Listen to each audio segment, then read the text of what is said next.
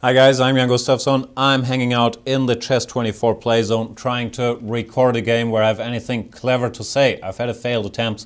Now I'm playing against Mr. Asala, who's rated 1782, which makes me a very substantial favorite. However, let's see if we can play an interesting game. Let's check out Asala from Armenia, chess country there. I'll play e6. I've been alternating. He's curious if I am a GM. I will confirm his suspicions. And I'll play the Nimzo-Indian bishop b4, which is not a stronghold in my repertoire, but I end up playing it quite a bit. If you start the game with d4, knight f6, c4, e6, after knight c3 is the only move I really trust. He played bishop g5, a bit of a sideline c5, and normally white goes d5 here. So he goes a3, which I will try to punish by taking and going queen a5. Not sure this is theory, but he seems to be quite distracted by my GM title, which is good news for me. I'm threatening to take on c3, and more importantly, I'm threatening to go knight to e4, which would be quite annoying for him. So I do believe that this a3 move was not the best choice. He went bishop d2, the best he can do under the circumstances. I guess I should switch to positional play knight to e4, takes on c5. I can't resist to threaten mate in 1 with queen takes f2, which will probably be spotted. e3, yeah, game ain't over, but I did reach a pleasant position because of course he has these quite ugly double pawns on the c-file, which I will now try to somehow attack. b6, bishop a6, knight a5 being typical ways to make his life a bit difficult here. And white doesn't have a lot of dynamic play going for it. He attacks h7, but I saw that coming, and after h6 I am now ready for knight a5, rook c8. Pretty good position in the spirit of good old Nimzovich. Not the biggest fan of this My System book, but of course he did have a lot of clever idea about the Nimzo-Indian and inflicting opponents with double pawns and then collecting them, which is what I'm trying to do here with knight e5. Now I'm threatening knight takes d3, followed by bishop takes c4, or even bishop takes c4 immediately. One good thing about these double pawns is always, even if they disappear from the board, the weaknesses behind them remain. So it's not only that I'm going to win a pawn on c4, hopefully, but also that he does have these weaknesses on the c-file. c4 square is weak, the c3 square is weak.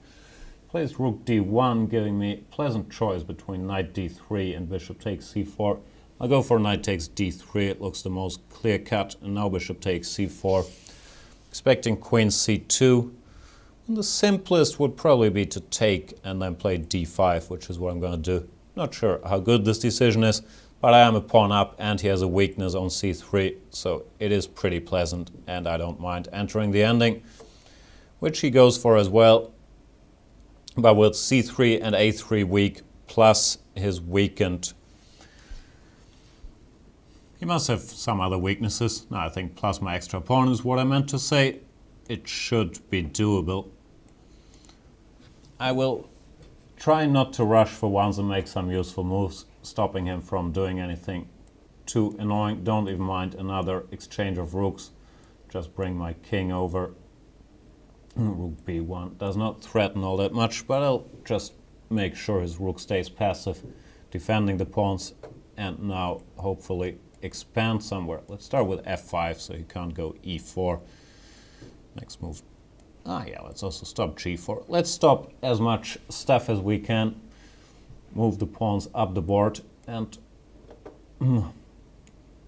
hopefully create some other weaknesses. He goes g4, that eases my job a little bit because it's losing another pawn. Else I was probably going to go g4 myself, trying to build a weakness on the king side, which would have led to my victory, or so I hoped. He goes for the pawn ending, not the most challenging of choices, but he was kind of lost anyway. So things are looking good for me against Asala, however, being 800 points higher rated, everything else would have been an embarrassment for me. This is no longer so interesting. I'll just push my pawns up the board and queen one of them. Not sure which one's gonna win the race. I believe in the g-pawn. Let's support the g-pawn's cause. Might be the e-pawn who does it. Tough choice. Yeah, I'm going to have to go with the e-pawn. I can't force him to move his king from g1. But the g-pawn will also have a say. And let's ease his suffering with queen g3 checkmate. Thanks Asala for the game. Did not go so well for him in general. In the structure you have to be very careful. If you're forced to take on c5, then things can get very ugly with these double pawns. Thank you guys for watching.